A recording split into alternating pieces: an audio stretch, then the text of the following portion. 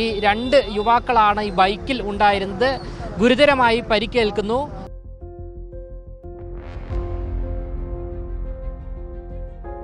ഇതിനെ തുടർന്ന് മണിയമ്പിള്ള രാജു ഓടിച്ച ഈ ഒരു വാഹനം നിർത്താതെ പോകുന്നു. മണിയമ്പിള്ള രാജുവിനെ അറസ്റ്റ് ചെയ്ത് ഇപ്പോൾ സ്റ്റേഷൻ ജാമ്യത്തിൽ വിട്ടയച്ചിരിക്കുകയാണ്. അതേസമയം ഈ രണ്ട് യുവാക്കൾക്കും ഗുരുതരമായ പരിക്കാണ് ഏറ്റിരിക്കുന്നത്.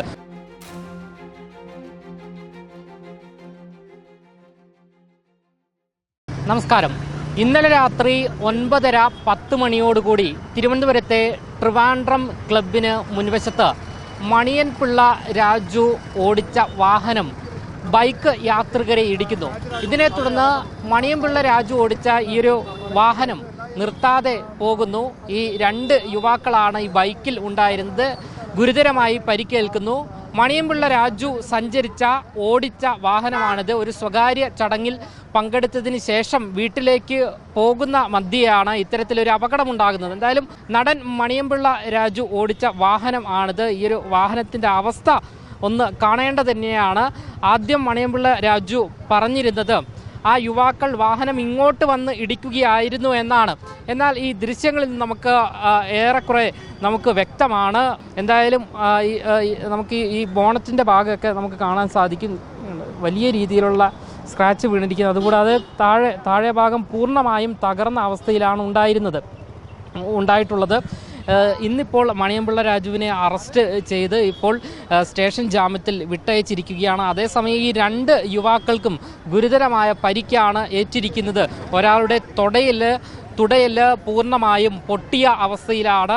മറ്റൊരാളുടെ നട്ടലിനും നടുവിനും അടക്കം ഗുരുതരമായ പരിക്കുണ്ട് എന്നാണ് നമുക്ക് മനസ്സിലാക്കാൻ സാധിക്കുന്നത്. ഇവർ രണ്ടുപേരും സ്വകാര്യ ആശുപത്രിയിൽ ചികിത്സയിലാണ് എന്നാണ് നമുക്ക് ലഭിക്കുന്ന റിപ്പോർട്ട്.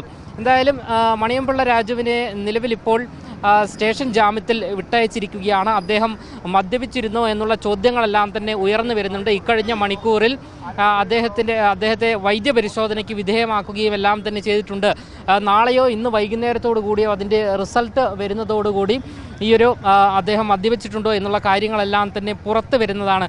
എന്തായാലും ഈ ഒരു വാഹനത്തിൻ്റെ അവസ്ഥ ഇങ്ങനെയാണ്. ഇന്നലെ രാത്രിയാണ് ഇത്തരത്തിലൊരു ഗുരുതരമായൊരു വീഴ്ച ഉണ്ടാകുന്നത്. മണിയൻപിള്ള രാജു വാഹനം നിർത്താതെ പോവുകയായിരുന്നു. അതേസമയം യുവാക്കൾ തൻ്റെ വാഹനത്തിൽ ഇടിക്കുകയായിരുന്നു എന്നാണ് മണിയൻപിള്ള രാജുവിൻ്റെ വാദം.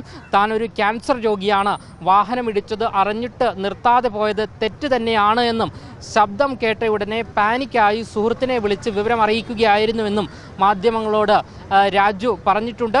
അതേസമയം തന്നെ അപകടമുണ്ടാക്കിയ കാർ ഓടിച്ചത് താൻ തന്നെയാണ് എന്ന് നടൻ മണിയൻപിള്ള രാജു ഇക്കഴിഞ്ഞ മണിക്കൂറിൽ മാധ്യമങ്ങളോട് വ്യക്തമാക്കുകയും ചെയ്തിരുന്നു. നിലവിലിപ്പോൾ സ്റ്റേഷൻ ജാമ്യത്തിൽ അദ്ദേഹത്തെ വിട്ടയച്ചിരിക്കുന്നു. തിരുവനന്തപുരം ട്രിവാൻഡ്രം ക്ലബിന് മുന്നിൽ ഇക്കഴിഞ്ഞ ദിവസം രാത്രി 10 മണിയോടെയാണ് അപകടമുണ്ടായത്. ഈ കാറാണ് ഇത്തരത്തിൽ വലിയ രീതിയിലുള്ളൊരു അപകടമുണ്ടാക്കിയിരിക്കുന്നത്.